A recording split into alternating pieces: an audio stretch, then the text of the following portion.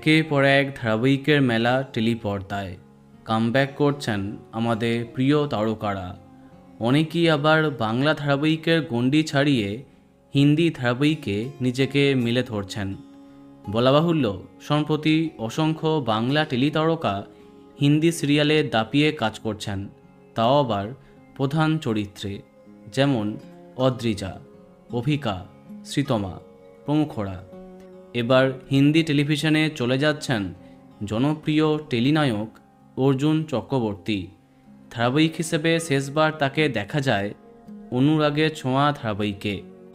এবার কালার্স টিভিতে আসছে একটি অলৌকিকতা মেশানো নতুন ধারাবাহিক নয়নতারা।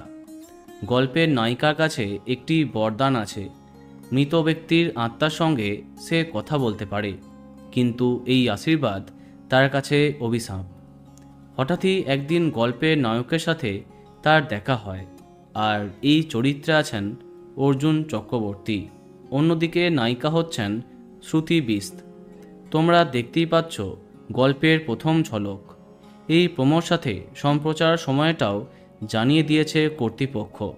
আগামী 9 জুন থেকে রাত 8:30টায় কালার্স টিভিতে দেখা যাবে নয়নতারা। তো বন্ধুরা, কে কে দেখবে কমেন্টে জানাতে পারো।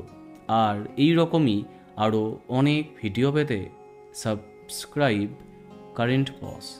ধন্যবাদ।